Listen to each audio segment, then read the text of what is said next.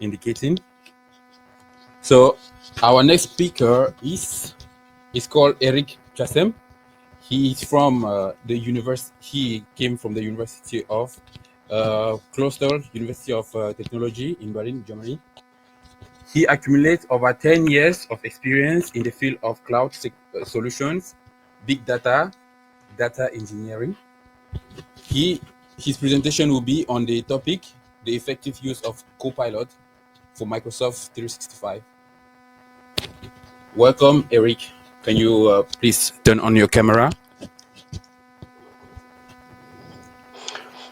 Bonsoir. Vous pouvez vous m'écouter? Alors, vous me voyez? Vous m'écoutez?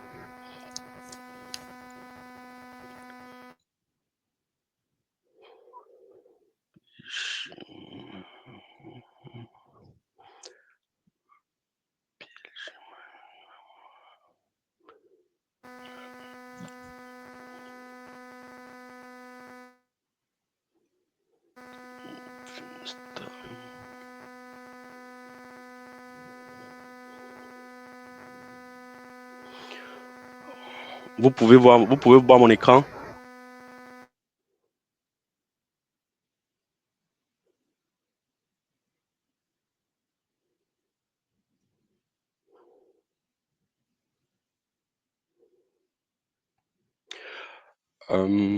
Bonjour, une fois de plus. C'est vraiment un immense plaisir pour moi de prendre la parole aujourd'hui pour discuter d'un sujet assez passionnant. Il s'agit de copilote pour Microsoft 365. C'est une innovation aujourd'hui parce qu'il s'agit de l'IA. C'est incontournable aujourd'hui dans le monde de la tech.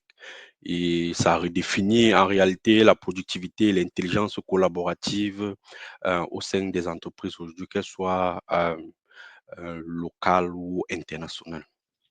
Bon, avant d'aller plus loin ou avant de commencer, je me permets de remercier chaleureusement les initiateurs du projet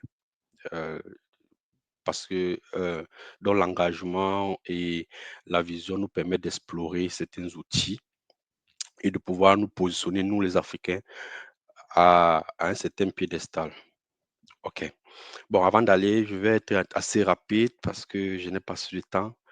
J'ai juste 25 minutes et j'ai environ 35 à 40 slides. Bon, parce que je veux être assez explicatif, de telle sorte qu'à la fin, je puisse avoir moins de questions possibles. Donc, avant de commencer, je vais commencer par me présenter. C'est vrai qu'on m'a déjà présenté, je suis Eric Chassem et je crois fortement que l'Afrique a du potentiel. C'est la raison pour laquelle, parallèlement à ce que je fais ici en Allemagne, j'ai un groupe Proditech qui est constitué d'une start-up et d'une association à but non lucratif qui est enregistrée en Allemagne et au Cameroun. Donc, je vais aller rapidement sur l'agenda.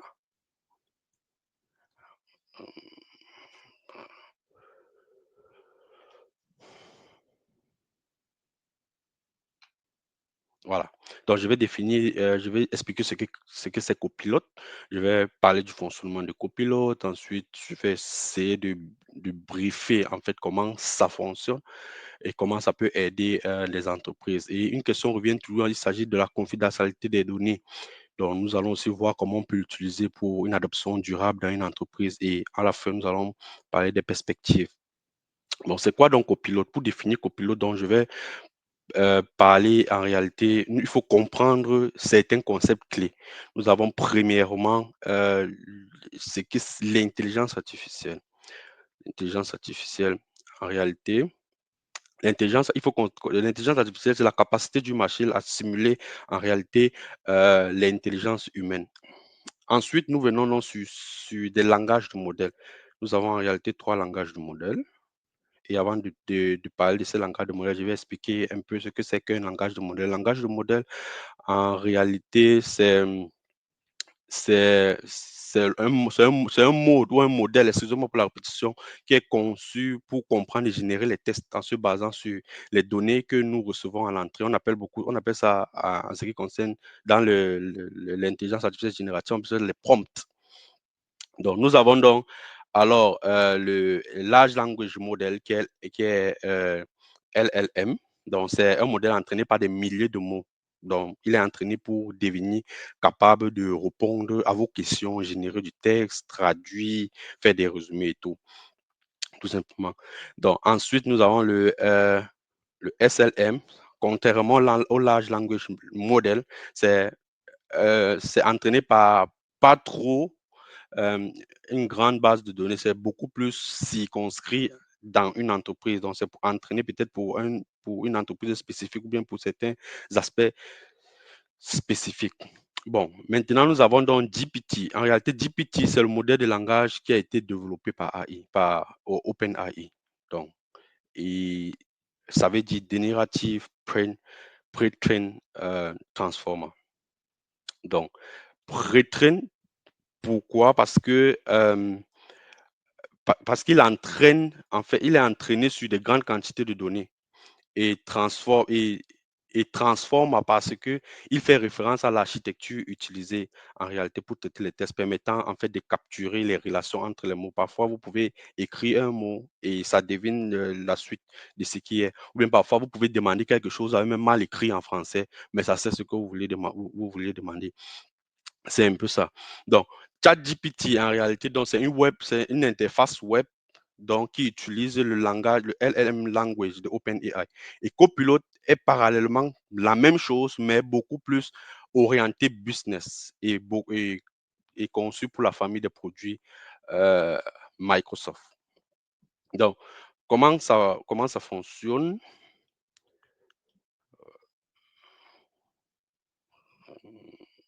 Voilà. Comment ça fonctionne? Bon, nous avons là une petite architecture, hein, une petite architecture. Je vais expliquer en maximum 30 secondes.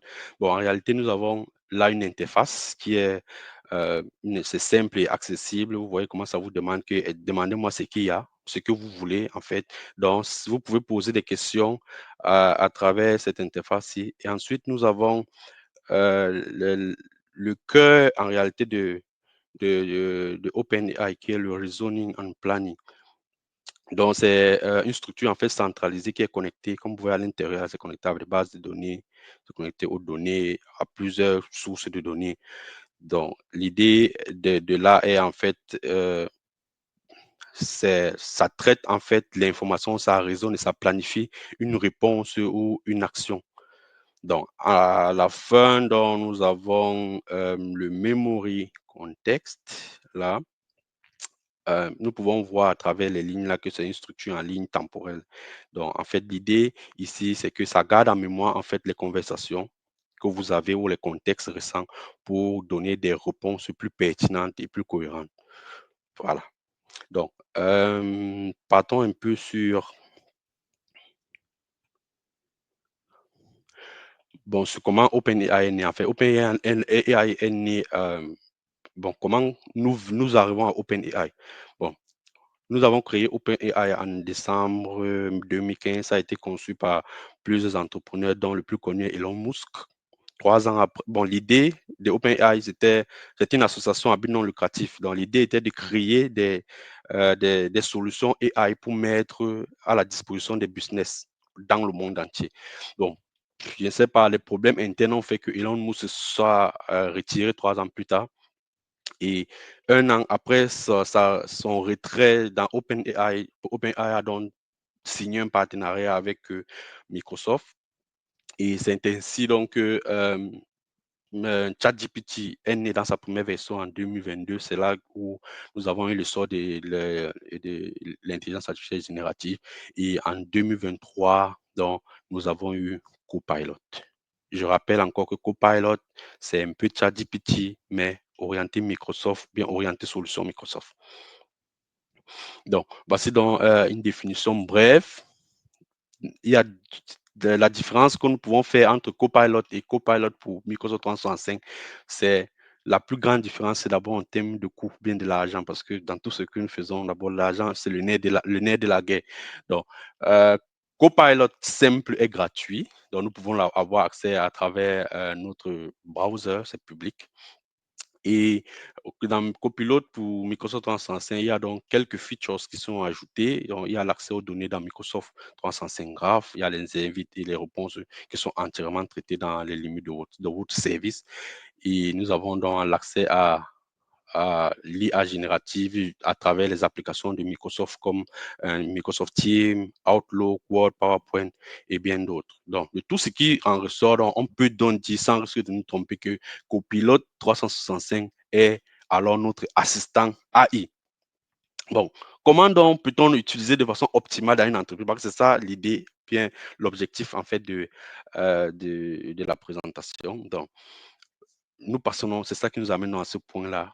Donc, avant de partir, on quitte d'abord dans une enquête parce que Microsoft a eu à faire une enquête sur les travailleurs, les travailleurs de la tech, que ce soit aux États-Unis, que ce soit en Inde, que ce soit en Angleterre. Donc, il en ressort que la demande est passée de 6 à 11 en 2019.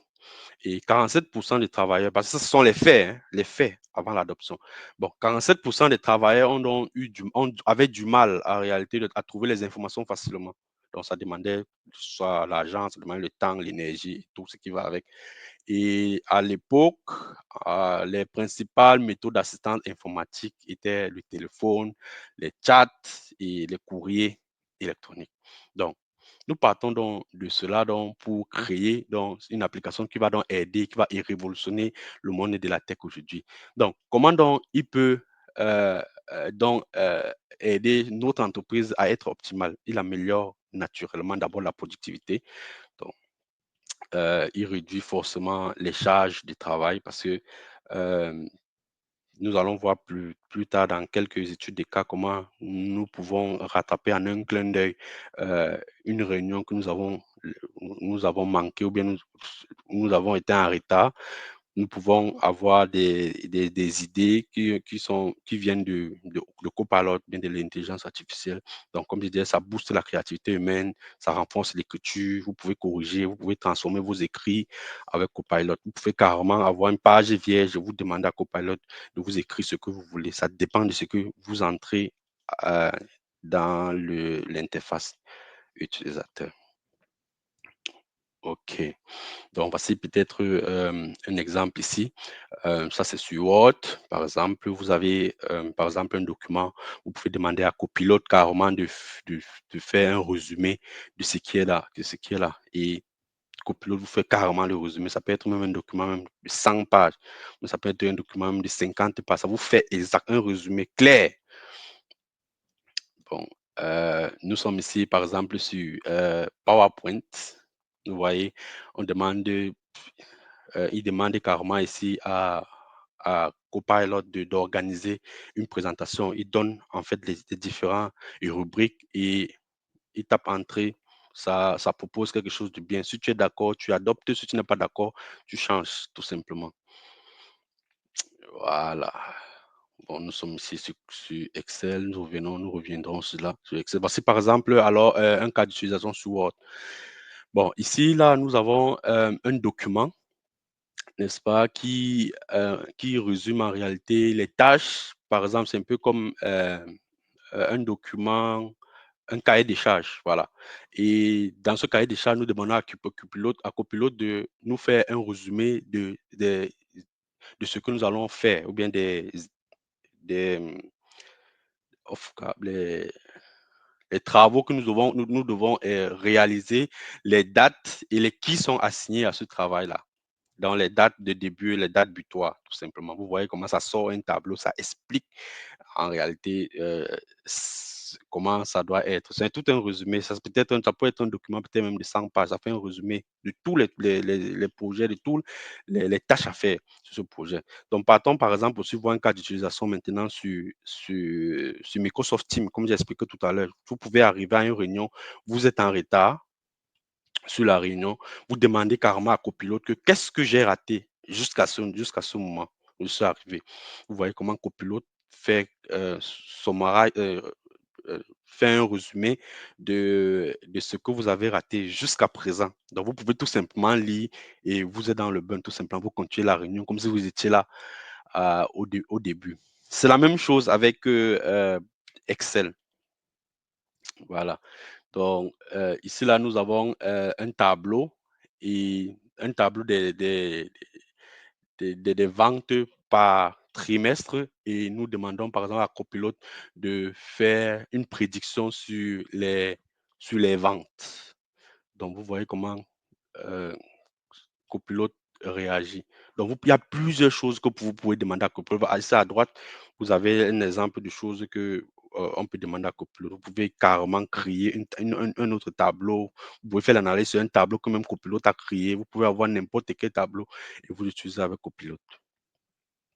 Bon, il y a un problème qui se pose toujours quand on veut faire l'adoption, par exemple, d'une solution. Il s'agit de ce qu'on appelle la confidentialité des données. Nous avons été confrontés à ce genre de choses lorsqu'on voulait implémenter une solution Microsoft au Cameroun. Il s'agissait de Power BI. Donc, nous venons dans ça pour expliquer que en réalité, un copilote 360 de Microsoft 365 respecte scrupuleusement les normes de conformité nationale. Et pour cause, pour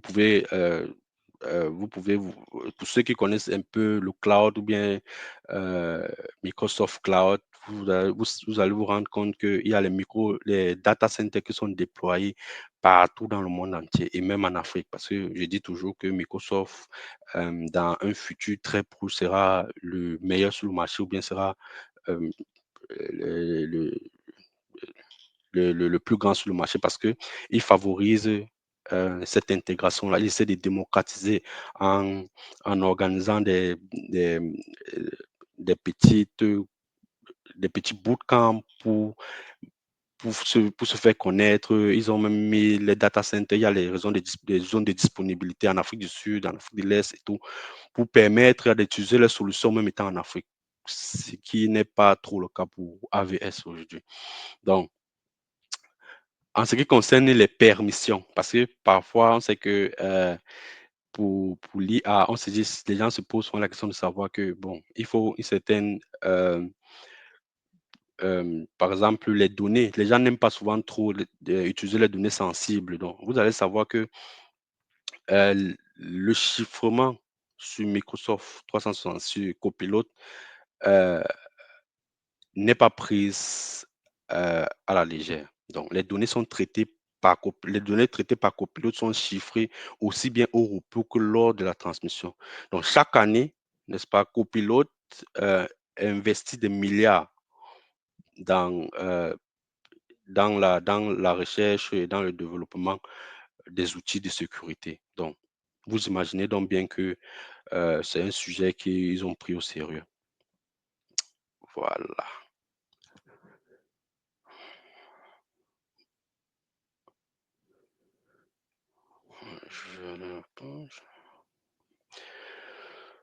Voilà.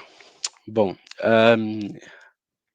Microsoft, pour la sécurité de ses clients, adopte la politique de zéro accès, on appelle zéro trust.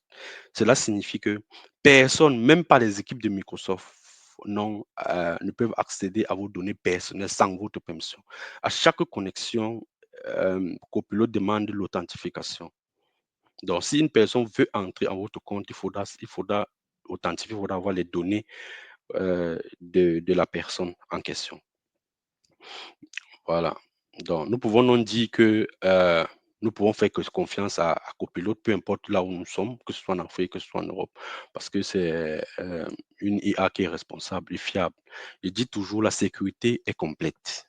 Donc, Microsoft ne blague plus avec la sécurité parce que, comme anecdote, ils ont été amendés en Italie. Bon, il y a eu une cellule nationale de réglementation des données personnelles qui avait amendé ChatGPT à hauteur de 13 milliards pour avoir utilisé les données personnelles d'une personne. Donc, c'est vrai qu'ils n'ont pas laissé tomber, ils ont fait recours, mais on s'est rendu compte que c'était un enfant de 13 ans qui avait utilisé Copilote, qui avait utilisé ChatGPT, mais qui avait fait des configurations sans savoir. Parce que dans l'utilisation de Copilot, bien de ChatGPT, il y a certaines configurations à faire. Vous pouvez permettre donc à Copilot d'entraîner leur modèle à travers vos données d'entreprise, par exemple. Donc, cet enfant, par exemple, n'avait pas su et il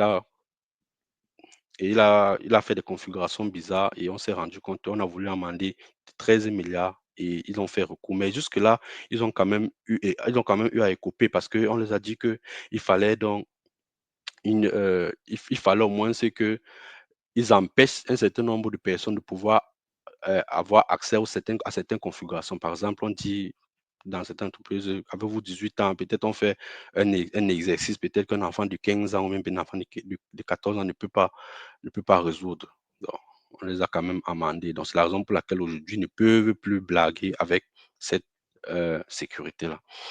Donc, après donc, la sortie de ChatGPT, nous avons donc eu les premiers retours d'expérience sur les utilisateurs de copilote. Donc, il y a 77 personnes qui disent qu'ils ne veulent plus arrêter dans leur travail journalier, disent qu'ils sont carrément devenus dépendants. Il y a 64% qui disent qu'ils utilisent moins de temps pour traiter les mails. Parce que, comme j'ai dit, dans Outlook, on utilise Copilot dans Outlook.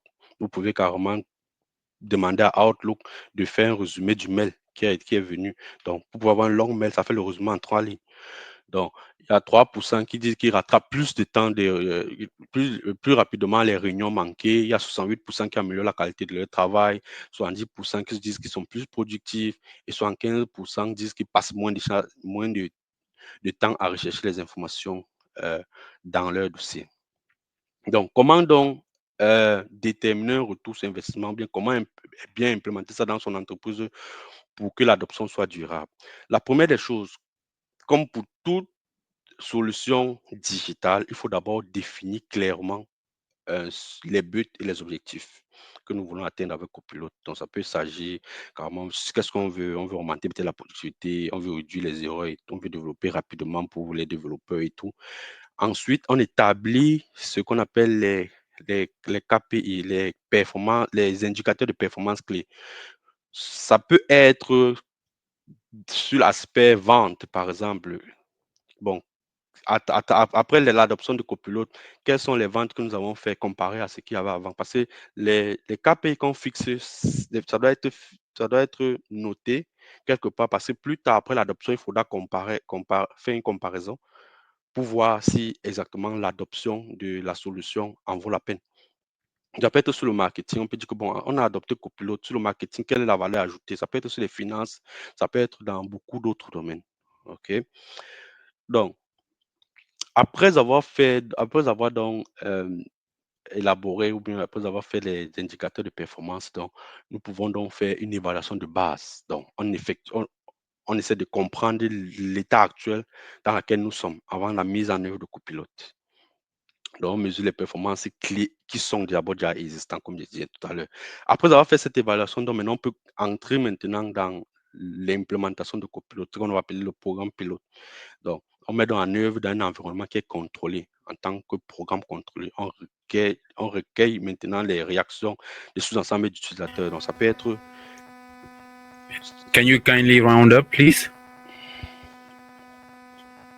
OK. Can you round up, please? Thank you. Yeah, OK. Donc, ça peut être tous les gens qui sont dans l'entreprise et qui utilisent Copilote et tout. Après, on mesure l'impact et enfin, on fait une analyse des coûts parce que c'est ça le nerf de la guerre. Et dès que nous avons fini donc l'analyse des coûts, si ça cadre avec le budget que nous avons fixé, donc on implémente et après, on fait donc le monitoring continu. Voilà. Donc, en résumé, donc, on fait d'abord une définition des objectifs, on établit les indicateurs de performance, on fait une évaluation, on fait le programme pilote, on mesure les impacts, on fait l'analyse des coûts, on, on requiert les feedbacks utilisateurs, un peu comme l'application Chatterjee a fait tout à l'heure, et on fait le monitoring pour ajuster de façon continue. Donc, on peut voir en conclusion que Copilote aujourd'hui est présent dans presque beaucoup de cœurs de métier, que ce soit en marketing, que ce soit en informatique, que ce soit dans les finances, que ce soit les ressources humaines. Donc,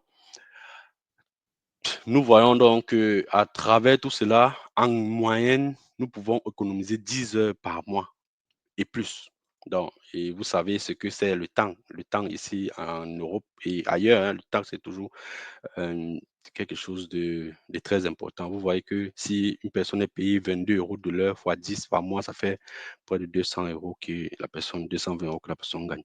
Donc, comme j'ai dit, voilà, les services tiers, voilà, les licences, quand on veut utiliser Copilote, on utilise Copilote pour Microsoft 365 à 30 euros la journée. Bon, en ce qui concerne les perspectives, donc il faut toujours, avant de prendre l'idée, l'initiative, il faut explorer les capacités d'une solution, que ce soit le copilote, que ce soit d'autres solutions. Ensuite, on personnalise l'expérience, on ajuste les paramètres et tout. Et on reste informé sur les dernières mises à jour pour pouvoir aussi tirer le meilleur profit, le meilleur parti de son potentiel. Je vous remercie vraiment pour m'avoir écouté. J'espère que je n'ai pas été très, très long. J'espère aussi que la charge technique n'était pas aussi très élevée. Donc, si vous avez des questions, très rapidement, je vous écoute. Merci encore une fois de plus.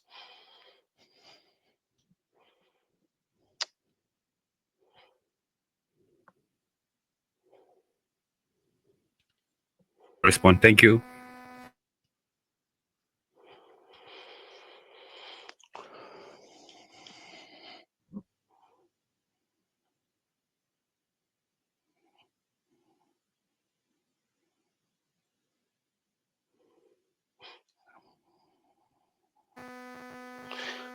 Comment copilote gère-t-il les questions de sécurité et de confidentialité lors de la génération du code? En fait, tout est généré en réalité, tout est géré par Microsoft. Donc, par exemple, si quelqu'un veut faire du code avec Copilot, si quelqu'un veut utiliser, par exemple, Copilot pour faire la programmation, Copilot lui donne un ensemble d'idées sur le code. En ce qui concerne même si vous voulez les exemples ou bien les idées de comment sécuriser le code, euh, Copilot vous donne tout simplement les idées.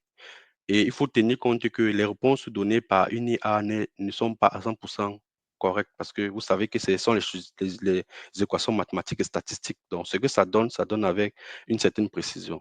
Donc, vous pouvez après, plus tard, essayer de vérifier et tout. Mais maintenant, si vous voulez utiliser maintenant une application ou bien une solution Microsoft pour développer, parce que Microsoft a aussi a les solutions pour faire le développement à l'intérieur.